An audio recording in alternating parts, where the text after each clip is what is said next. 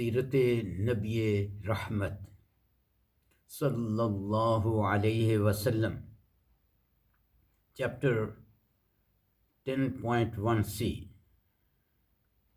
صلح حدیبیہ، پارٹ 3۔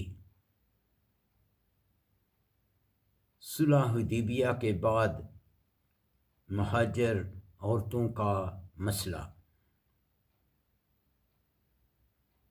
اس کے بعد کچھ مسلمان عورتیں ہجرت کر کے مدینہ آ گئیں،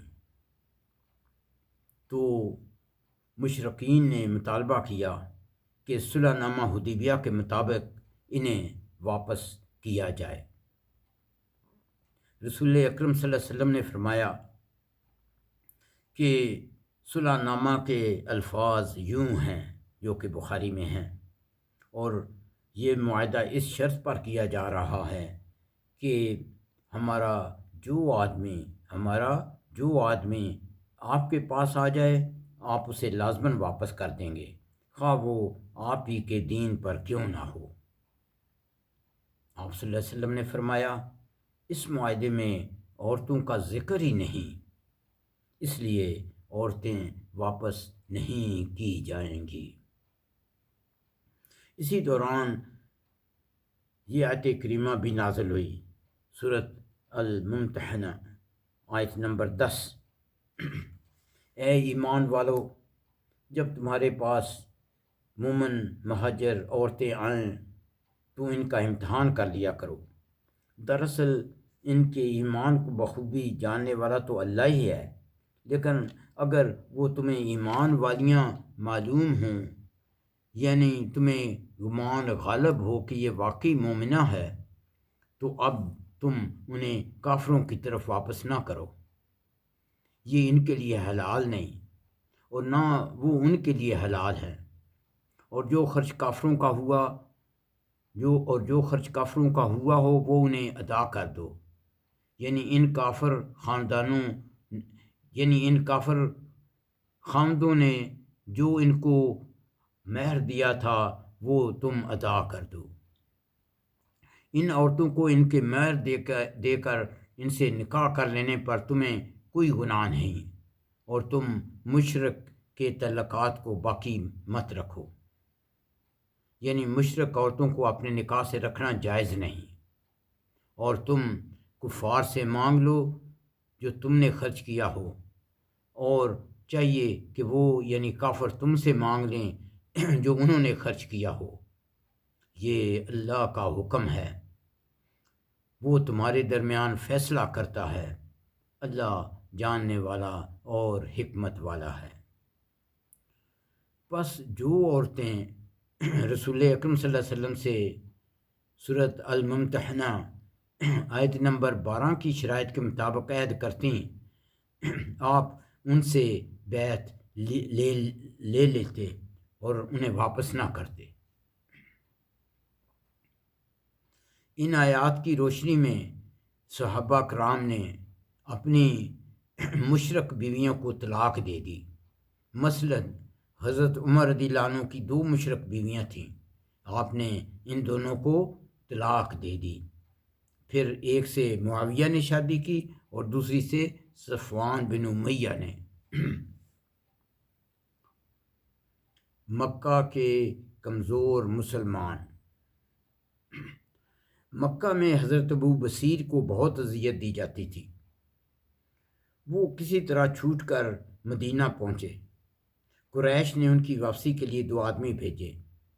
رسول اکرم صلی اللہ علیہ وسلم نے معاہدے کے مطابق حضرت ابو بصیر کو ان دونوں آدمیوں کے حوالے کر دیا، اور وہ تینوں مدینہ سے باہر ذوالحلیفہ پہنچے اور کھجور کھانے لگے۔ حضرت ابو بصیر نے ایک سے کہا کہ خدا کی قسم تمہاری تلوار بڑی عمدہ ہے۔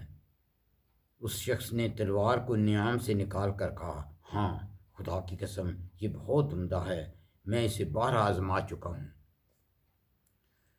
حضرت ابو بصیر نے کہا کہ ذرا مجھے دکھلاؤ، میں بھی دیکھوں۔ اس شخص نے اپنی تلوار حضرت ابو بصیر کو دے دی، اور حضرت ابو بصیر نے تلوار لیتے ہی اس کو قتل کر دیا۔ دوسرا شخص بھاگ کر مدینہ پہنچا اور رسول اکرم صلی اللہ علیہ وسلم کو بتایا کہ اس کا ساتھی قتل کر دیا گیا ہے اور میں بھی قتل کیا جانے والا ہوں۔ تھوڑی ہی دیر میں حضرت ابو بصیر آ گئے اور عرض کی، یا رسول اللہ، آپ نے اپنا عہد پورا کرتے ہوئے مجھے ان کے ساتھ واپس بھیج دیا، پھر اللہ نے مجھے نجات دے دی۔ اس پر رسول اکرم صلی اللہ علیہ وسلم نے فرمایا کہ یہ شخص جنگ بڑھا دے گا۔ حضرت ابو بصیر یہ سن کر سمجھ گئے کہ انہیں دوبارہ کافروں کے حوالے کر دیا جائے گا، اس لیے وہ مدینہ سے بھاگ کر جدہ کے قریب پہنچے۔ ادھر حضرت ابو جندل بن سہیل بھی چھوٹ کر ان سے آ ملے۔ بتدریج مکہ کے باقی کمزور مسلمان بھی ان سے آ ملے اور یہ تقریباً 70 یا 80 افراد کا دستہ بن گیا۔ ان کا ذرائع معاش یہ تھا کہ وہ قریش کے قافلوں کو لوٹتے۔ قریش ان سے اتنے تنگ آ گئے کہ رسول اکرم صلی اللہ علیہ وسلم کو اللہ اور قرابت کا واسطہ دے کر یہ پیغام بھیجا کہ آپ انہیں اپنے پاس بلا لیں، آپ کے پاس پہنچنے والے سب مامون رہیں گے۔ اس کے بعد رسول اکرم صلی اللہ علیہ وسلم نے انہیں بلوا لیا اور وہ مدینہ آ گئے۔ اس طرح اللہ تعالیٰ نے کمزور مسلمانوں کا مسئلہ حل کر دیا۔ یہ بخاری اور مسلم میں ہے۔ قریش کے سرداروں کا قبول اسلام۔ اس صلح نامہ کے بعد 7 ہجری کے شروع میں حضرت عمر بن العاص، حضرت خالد بن ولید اور حضرت عثمان بن طلحہ نے اسلام قبول کیا۔ جب یہ لوگ رسول اکرم صلی اللہ علیہ وسلم کے پاس حاضر ہوئے تو آپ صلی اللہ علیہ وسلم نے فرمایا، مکہ نے اپنے جگر گوشوں کو ہمارے حوالے کر دیا ہے، مکہ نے اپنے جگر گوشوں کو ہمارے حوالے کر دیا ہے۔ اخیر میں صلح حدیبیہ کے متعلق اہم نکات۔ نمبر 1، قریش مسلمانوں کو اپنے برابر ماننے پر مجبور ہو گئے۔ قریش مسلمانوں کو اپنے برابر ماننے پر مجبور ہو گئے کیونکہ معاہدہ برابر فریقین میں ہوتا ہے۔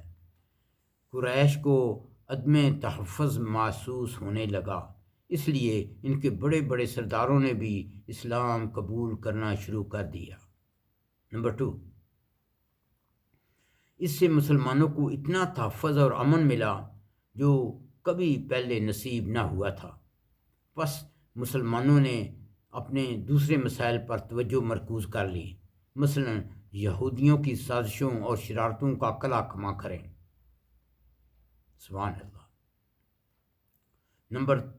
نمبر 3، گو رسول اکرم صلی اللہ علیہ وسلم کی سوچ ہمیشہ عالمگیر تھی، لیکن اس صلح نامہ کے بعد آپ صلی اللہ علیہ وسلم نے عملی طور پر عالمگیر مہمات شروع کیں اور دوسرے بادشاہوں کو خطوط لکھے۔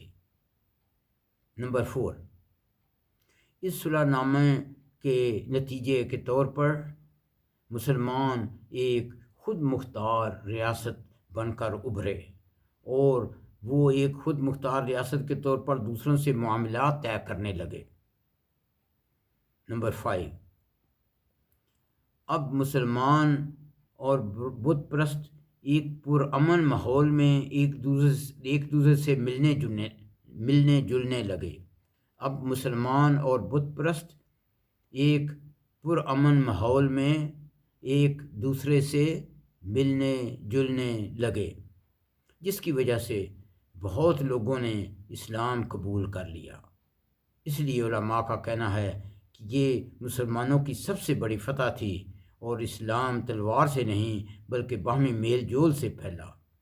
مثلا صلح حدیبیہ کے وقت 1400 صحابہ تھے، تھوڑی ہی دیر میں فتح مکہ کے وقت 10,000 صحابہ کا لشکر تھا۔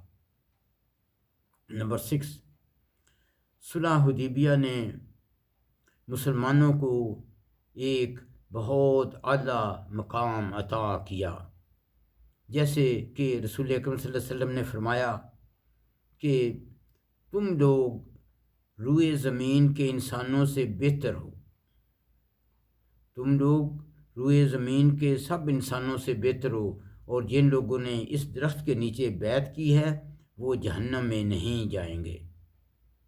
نمبر 7، مکہ کی فتح صلح نامہ حدیبیہ کے باعث ہوئی، یعنی اگر یہ صلح نامہ نہ ہوتا تو فتح مکہ نہ ہوتی، پس صلح نامہ حدیبیہ ایک فتح مبین ہے، صلح نامہ حدیبیہ ایک فتح مبین ہے، ان فتحنا لک فتح مبین ہے۔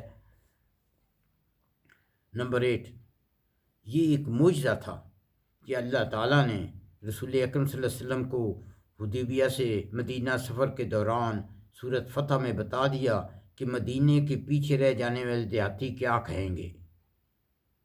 یہ کمال معجزہ سنیے، سورۃ الفتح آیت نمبر 11۔ ان قریب پیچھے رہ جانے والی دیہاتی یعنی مدینہ کے قبائل جو ہیں آپ سے کہیں گے کہ ہمارے مالوں اور ہمارے گھر والوں نے ہمیں مشغول رکھا، رخصت نہ دی، بس آپ ہمارے لیے بخشش مانگیں۔ وہ اپنی زبانوں سے وہ کہتے ہیں جو ان کے دلوں میں نہیں۔ آپ فرما دیجئے تمہارے لیے اللہ کے سامنے کسی چیز کو کوئی اختیار نہ، آپ فرما دیجئے تمہارے لیے اللہ کے سامنے کسی چیز کا کون اختیار رکھتا ہے، اگر وہ تمہیں نقصان پہنچانا چاہے یا تمہیں نفع پہنچانا چاہے، بلکہ تم جو کچھ کر رہے ہو اس سے اللہ خوب واقف ہے۔ نمبر 9، یہی نہیں بلکہ اللہ تعالیٰ نے منافقوں کے دلوں کے بھید بھی کھول دیے۔ سورہ فتح آیت نمبر 12، بلکہ تم نے باطل گمان کیا کہ رسول اکرم صلی اللہ علیہ وسلم اور مومن اپنے اہل خانہ کی طرف واپس نہ لوٹیں گے، اور یہ بات تمہارے دلوں کو بھلی لگی اور تم نے برا گمان کر رکھا تھا، دراصل تم لوگ ہو ہی ہلاک ہونے والے۔ ان قریب پیچھے رہ جانے والے دیہاتی کہیں گے جب تم خیبر کی غنیمتیں لینے جانے لگو گے کہ ہمیں اجازت دو اور ہم آپ کے پیچھے چلیں۔ وہ چاہتے ہیں کہ اللہ کا فرمان بدل ڈالیں، یعنی اللہ کا خیبر کی غنیمت کا اہل حدیبیہ کے لیے خاص کرنے کا وعدہ تھا، اور وہ چاہتے تھے کہ یہ اللہ کا فرمان بدل ڈالیں۔ آپ فرما دیں تم ہرگز ہمارے پیچھے نہ آؤ، اسی طرح اللہ نے اس سے قبل کہا تھا۔ پھر اب وہ کہیں گے نہیں نہیں بلکہ تم ہم سے حسد کرتے ہو۔ اصل بات یہ ہے کہ وہ لوگ بہت ہی کم سمجھتے ہیں۔ نمبر 10، معجزے کے طور پر اللہ تعالیٰ نے رسول اکرم صلی اللہ علیہ وسلم کو یہ بھی بتا دیا کہ یہ دیہاتی خیبر کی غنیمتوں کے بارے میں کیا کہیں گے۔ یہ سورۃ فتح آیت نمبر 15 میں درج ہے۔ اسی طرح اللہ تعالیٰ نہ صرف منافقین کی بلکہ مومنین مخلصین کے دلوں کی کیفیت کو بھی جانتا ہے، اس لیے مومنین پر تسکین نازل فرمائی، جیسا کہ سورۃ فتح آیت 18 میں درج ہے۔ نمبر 12، حدیبیہ ایک نفسیاتی لڑائی تھی جس میں مسلمانوں کو فتح مبین حاصل ہوئی۔ سب سے اخیر میں صلح حدیبیہ سے متعلق چند فقہی نکات۔ نمبر 1، مسلمان کسی برے سے برے دشمن سے بھی معاہدہ کر سکتے ہیں۔ نمبر 2، جو بیماری یا کسی اور مشکل کے باعث حج یا عمرہ کرنے سے روک دیا جائے وہ روزے یا صدقہ یا ذبیحہ کی شکل میں فدیہ دے کر احرام کھول سکتا ہے۔ نمبر 3، کسی قابل اعتبار بت پرست سے دوسرے بت پرستوں کے خلاف مدد لینے کی اجازت ہے۔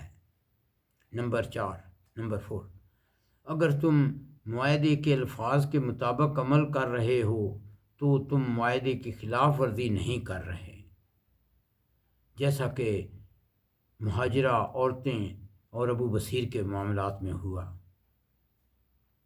نمبر 5، اگر مسلسل موسلادھار بارش ہو رہی ہو تو اذان میں کہنا چاہیے صلو فی بیوتکم یا صلو فی رحالکم، یعنی تم اپنے گھروں میں یا خیموں میں نماز ادا کرو۔